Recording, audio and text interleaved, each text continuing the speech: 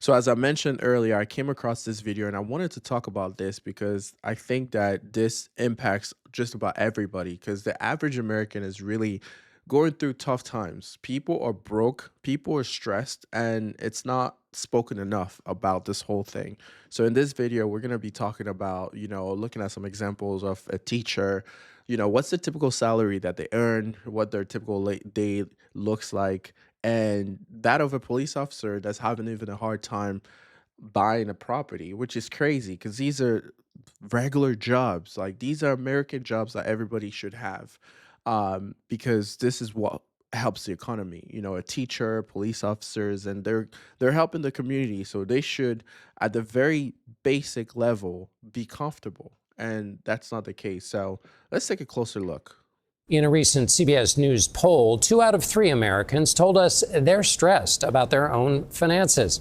3 out of 4 said their incomes are not keeping up with inflation. That's a lot of people struggling to make ends meet. And starting tonight in our series, The Cost of Living, you'll hear some of their stories in their own words.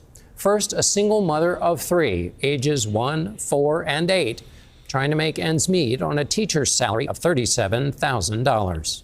See, I can't even imagine how hard it's going to be for this lady because, first off, $37,000 in this America today in 2025, which we've just crossed into 2026, it's crazy. It's like you're below it's crazy. I can't even imagine. And then she has 3 kids, young kids too. So it's got to be it's got to be a difficult time for her. So let's see. Sweet, we're ready to rock. My name is Michelle Boisjoli. I am 37 years old. I am a teacher in St. Louis County, Minnesota. Since the price of eggs, bacon has gone up, we've done a lot more Bacon. cereal. Eat it with your spoon. We gotta stay safe in the car, right? I've had to take on a second job just because everything has gotten so expensive.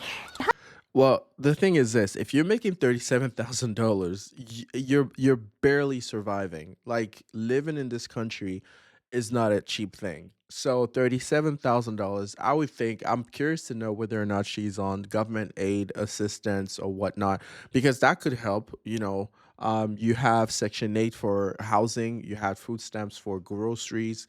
So I think she should be in a position where she could qualify for some of those things. But then again, if you think about this, it's like, is that how life is supposed to be? She's a full-time employee and she's still it makes no sense. If you're working full time, you shouldn't have to you shouldn't have to beg for survival. And I think I wouldn't say that's what she is. She's begging for anything. No, but you shouldn't have to struggle. And that's what I'm saying. If you have a full-time job, you should be at least able to maintain the basic necessities that, we all have, So I'm not surprised she has a second job. So I'm curious to see what is the second job she's doing. Hi, baby girl. I've been a teacher since about 2008. I love my brown shoes.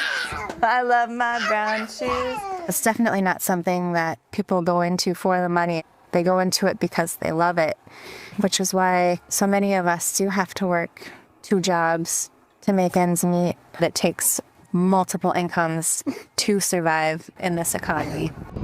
I just left work and now I am gonna go door dashing for a couple hours. It looks like our first delivery. We have to go to Burger DoorDash. King. Thank you. I wonder how much. First one is $4.50 guaranteed, and then sometimes we get tips. Oh my goodness. She's doing the wrong thing. And this is something people need to really think about. It's not about how much money and how many jobs you have.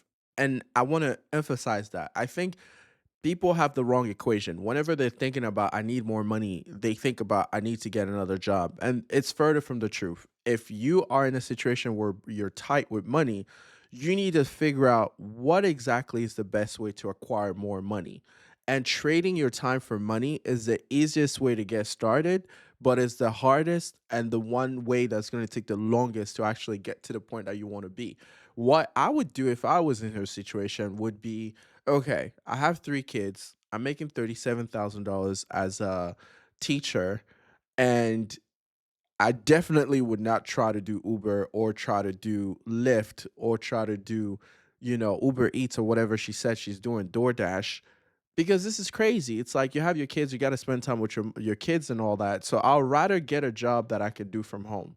And what I mean by a job is investing in you, because if you're investing in you, you position yourself where you're going to become your greater asset and you're going to get more money. So I would try to start an online business, open an online store, Shopify, or even maybe start social media. There's so many stay-at-home wives and stay-at-home moms and people that are resorting to creating their passion at home online and monetizing this. So if I was a teacher, and at the beginning of the story she said that she's not doing it because of the money, um that means she's passionate about it. That's a good thing.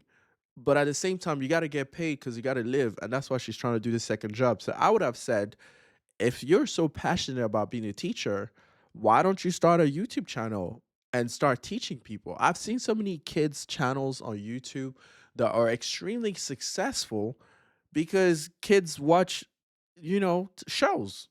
And if it's in her space, which is education, entertainment for the kids, she's not gonna have a hard time doing what she loves. So, anyways, I'm talking a lot, but my point is, if you're not making that much money, you should think of what's the best way to make money where I'm not gonna have to trade my time for money, because she's already trading her time for money.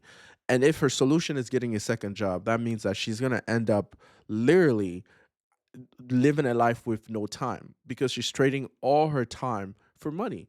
And the money she's getting is not even enough. $4.50 guaranteed and hoping for tips. And she's driving. You gotta, I mean, the gas, the time she's spending driving. Oh man. I mean, I know it's easier said than done. I wasn't saying that it's easy to do it. I'm simply saying that I think most people really need to sit down, buckle down, and figure out what they want to do with their lives. And you got to understand that you need to invest to be able to get to where you want to be. And investing in something that would actually make you money is the best course of action she could take right now. I always grew up thinking about the stereotypical American dream where you own a house and you have a yard to play in. And I think that dream is dying. I try. 100%. The American dream is gone. Okay. Like owning a home is not the best investment for a lot of people. I think some people should stick to renting, but I will say there are some pros and benefits to home ownership. All right. I've talked about it on my other channel. Make sure you check it out. It's part of the channel on YouTube, John Nwofor, and I'll put a description below. But nevertheless, what I'm saying is the American dream is gone. Most people are living paycheck to paycheck, and owning a house could get them further into debt, which is the trap of the rat race. So I own real estate properties, but I'm renting. So it's like if the cost of ownership is high, and I could buy a property, a single family home for say $400,000, and it's gonna cost me $2,700 a month, and then maintenance and all that stuff. I'd rather buy that house, rent it out for 3,000, have someone else that's more comfortable financially pay the 3,000 because they're smart too and they rent and they're probably doing the same thing with a property bigger, right? I'd rather them pay the 3,000, cover my mortgage and all the expenses and all that stuff, and then I go rent somewhere else that I'm paying maybe $2,000 a month. But here's the difference between her and me. I own the property. I'm renting just like she is. I could be renting a place for 2,000 and so she. But the difference is I own real estate, so I get the benefit of the loan pay down because they're paying my mortgage every month, and I also get the benefit of appreciation. So if the property after 5 years, 10 years turned from 400,000 to 500,000, that is 100,000 profit that I just made without doing a damn thing. So home ownership has some benefits to it, but it's important to understand that it depends on your current situation. Don't just jump for the American dream to own a property and then boom, you have a property and you're broke. You don't want to be house poor. That's the last thing you want to do. But I divert. Let me get back to this story. Try to make every dollar count. A lot of the time, I'll just wait to feed myself until the end and then just eat whatever leftovers the kids haven't touched. Put your cute little bib on. A lot of the people making the decisions for us are wealthy, don't know what it's like to work 2 jobs, don't know what it's like to have to pay for gas with quarters, and yet they're making the decisions for us. I think that, first things first, if I was in an economy where she was the one running the economy, I wouldn't be necessarily comfortable with that because she doesn't qualify or she's not qualified to be able to make those such decisions. So the people on top, I think, are better qualified than she is. But she has a point. Some of them don't have the experience of the struggles that the average American has. Because I've been in instances in the past where I would go to the gas station and I literally pump $2 or $5 of gas in my tank, just enough to make sure that when I'm driving, the car is not gonna stop on the road somewhere where I'm gonna have, more expenses and stress than needed. So I agree with her in that sense, but very important to understand that people need to understand that you are responsible for your own life. You cannot sit down and start talking about the government this and the government that because the rules that we have right now are applicable to just about everybody, generally speaking. The most important thing that I would say is so great is that we have access to information. So as a teacher, she's not limited to her life without having access to the internet, without having access to the library. If she truly wants to step up her life, her situation, I think the most important thing, which I think most people would agree, is you need to learn how to manage your money better because it starts with the little that you have. If you're able to manage your money, $1,000 that you have, it's going to be easier for you to know how to manage $1 million once you get to that, right? So learn to manage the little that you have. Now, if you have very, very, very little, then you should learn how money really works so you can learn how to make even more money. And I don't think that she has learned that yet because if she's trying to make extra money and DoorDash collecting $4.50 guaranteed at a minimum, hoping for tips, I can see why she's doing it, but it's not the most practical way to get more money, which would be what she needs to, address her current situation. So I think that, it's easy to judge, so I'm not gonna do that. I think she's a wonderful mom. I think she's a wonderful teacher.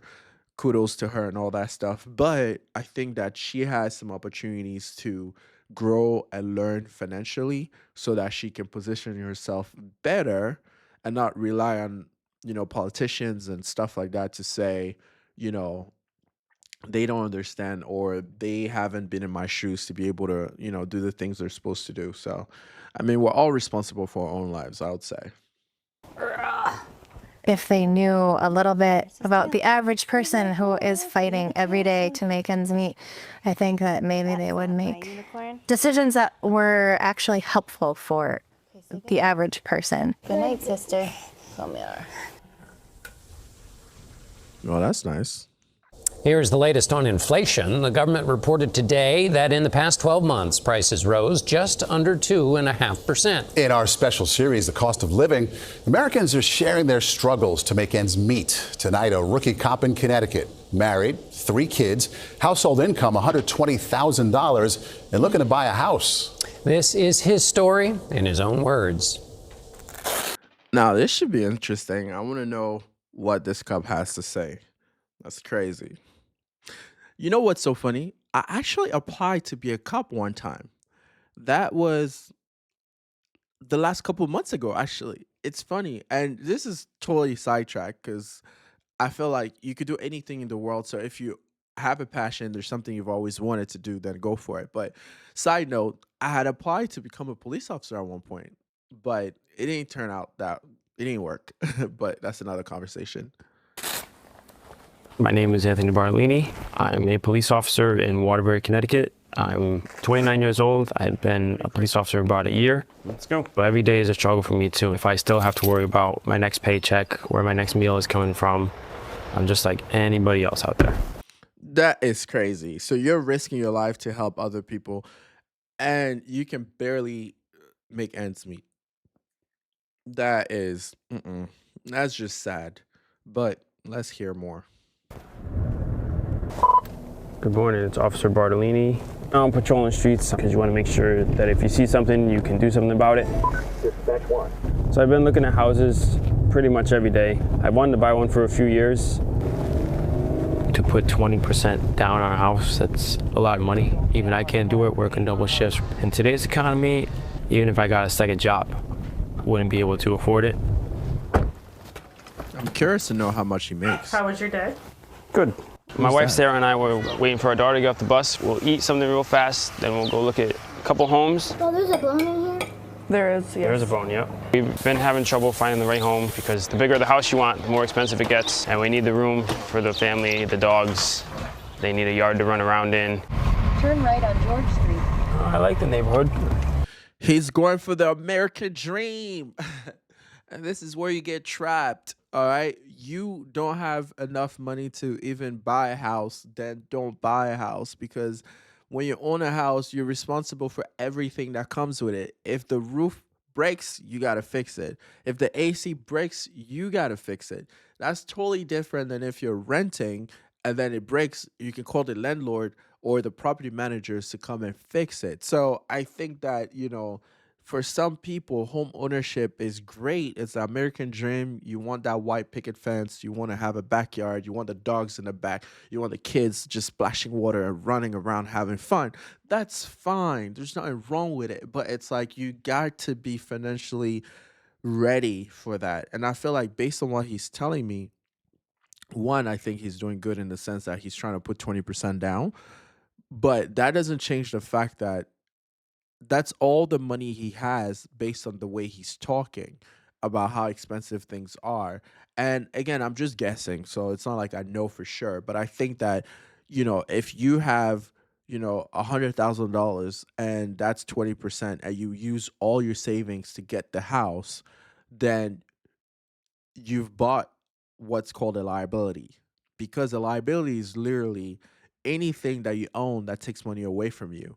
And yes, you could argue that real estate is could be an asset and not a liability, but by pure definition, it is a liability because every month you got to pay the mortgage.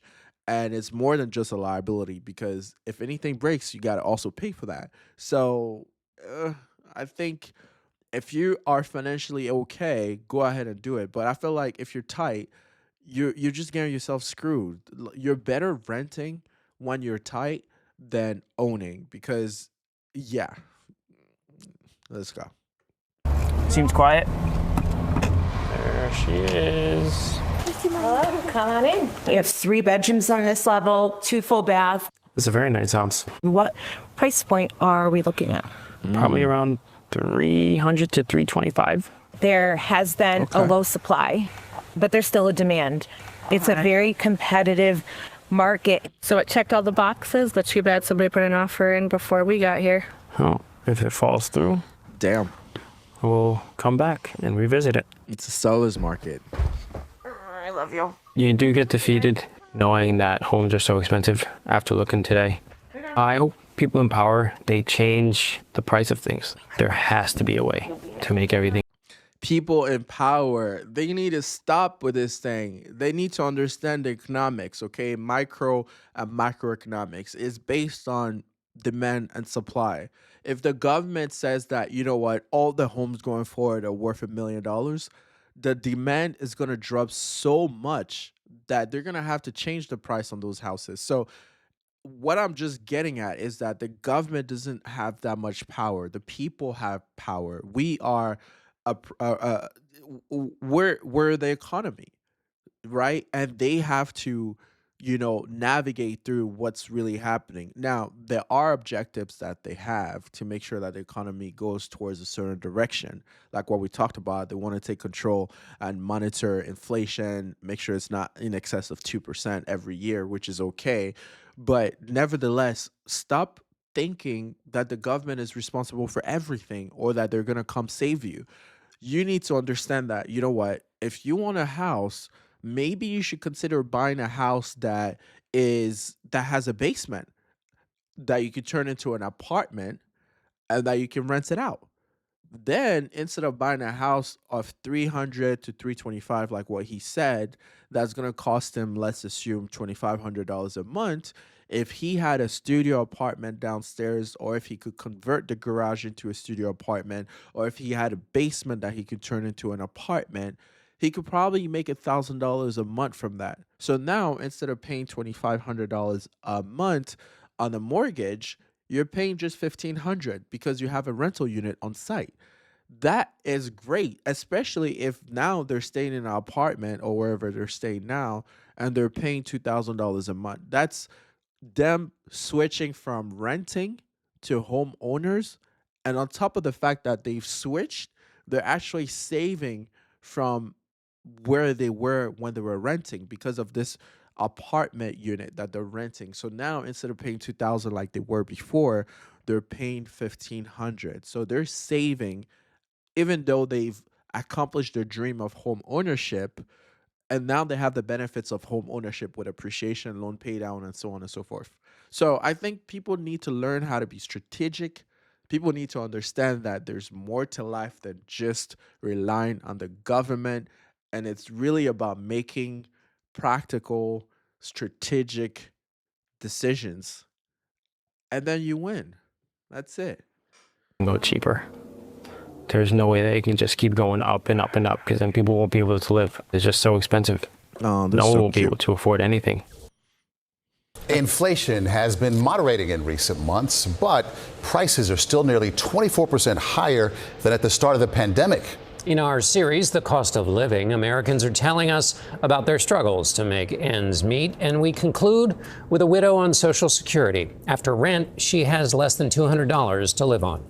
Oh my goodness. Oh, Social Security is disappearing. Okay. To me, I think it's a scam because it's like thousands and thousands of people are putting into a program that is not going to be around for them when they're ready to retire, which is crazy, but you have no choice. So, pay your Social Security, okay?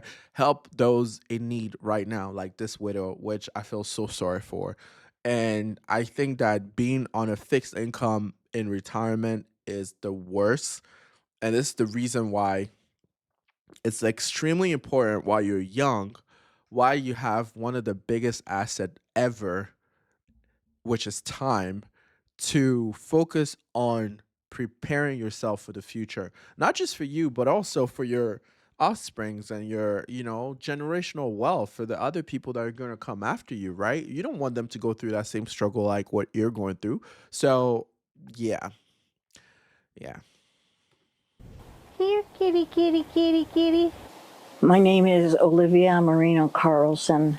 Is it me or a lot of older folks have like cats? Or maybe I'm a cat lover. I don't have any cats, but I feel like a lot of old people have cats. Maybe it's because it's low maintenance compared to a dog. You don't have to take them out like that, and they bring you companionship. So maybe that's what it is.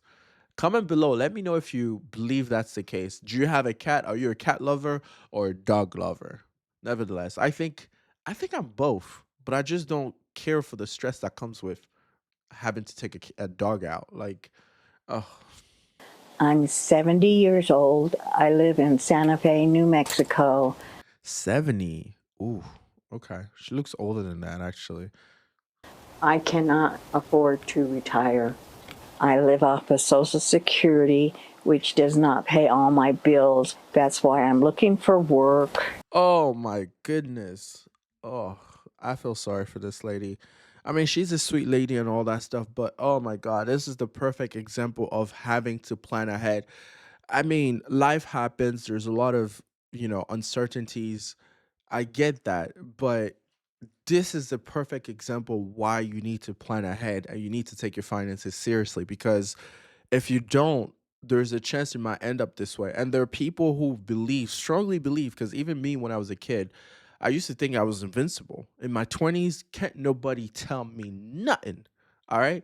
But in my 30s I started, trying to be the responsible dad, the responsible man, doing the right thing and all that stuff. And there's been ups and downs, but nevertheless, I think we all need to sit down with our spouse, with our partner, with whoever you have, or by yourself, and start thinking about the future and thinking about how you can actually prepare yourself so that you don't end up in a situation like that. And sometimes it could be, like in the African community, which, I'm from West Africa.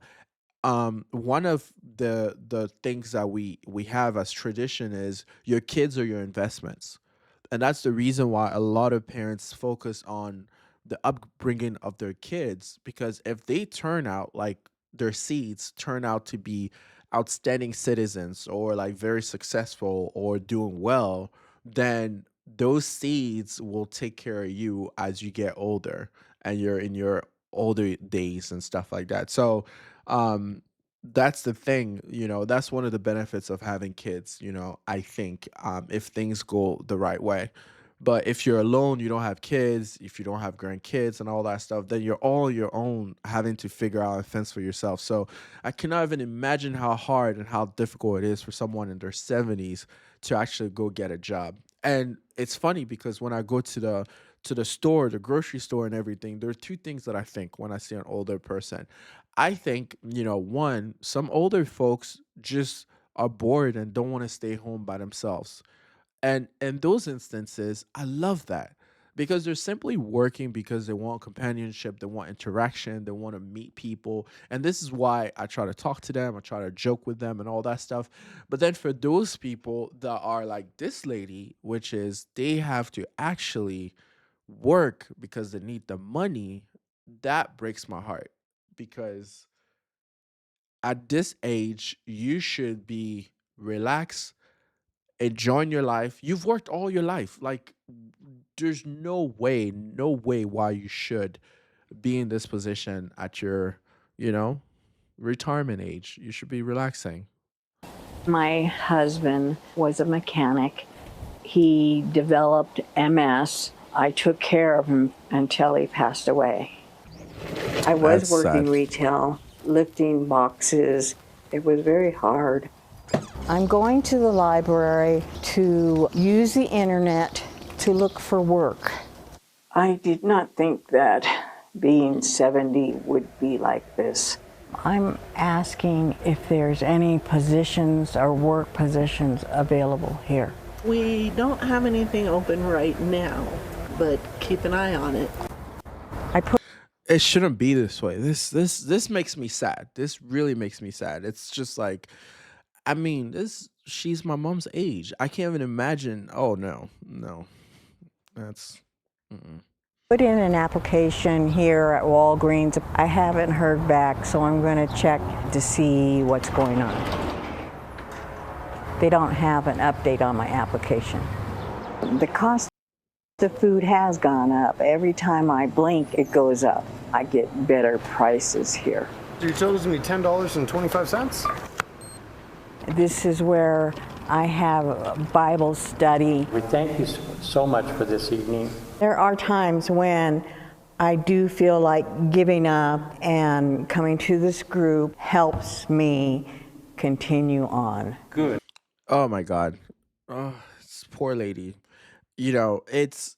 I'm glad that we have this story as the last story of this episode because this is a difficult video to watch, and I think that I hope you guys feel the same way as well, in the sense that it's hard if and it's going to be harder for you if you don't plan ahead. And it's important, and this is the reason why you want to build your social wealth. And what I mean by social wealth is the people around you. Like, you can see she has her circle where they're praying and they're supporting each other. That's extremely important. You do not want to be alone.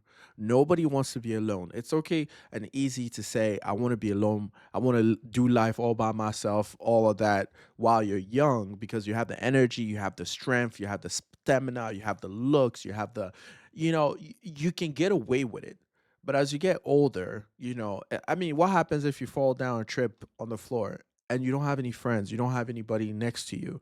It, it's like it's easier when you create an environment that will support you excelling in life. And I think that's what people need to figure out ahead of time. You know, your social wealth, your financial wealth, your health wealth, make sure if you can cr- have a healthy lifestyle, right? Don't drink excessively, that will mess up your liver.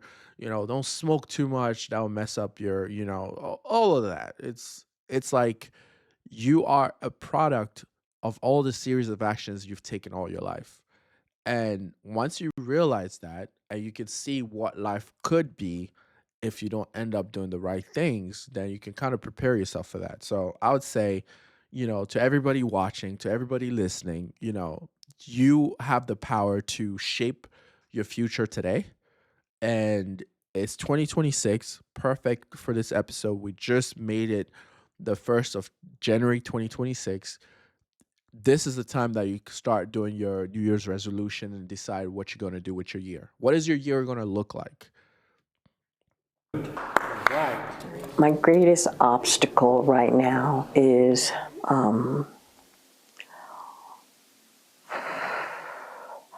being able to support myself. It is hard for me just to survive. I wish people in power would think more with their heart. It is hard for me to accept that I'm not able to enjoy the rest of my life because I have worked hard all my life. Just heartbreaking, man. Yeah, he basically said that heartbreaking. And oh man, what a way to end this video. So again, I'm not going to hold you guys for too long, but I really think that if you are young, energetic, you have the time. Yeah, if you're young, energetic, you have the time, I would say focus on building the future that you're going to be proud of, that you're going to be happy. And that's it. Life is really in your hands and it's what you make of it. With that said, I'm going to end the show. If you like this video, make sure you comment, make sure you like, and more importantly, subscribe because I'll be producing a lot more episodes going forward. And I love you guys. Appreciate everything. I'm going to put a link to the owners of this video below. Having said that, peace.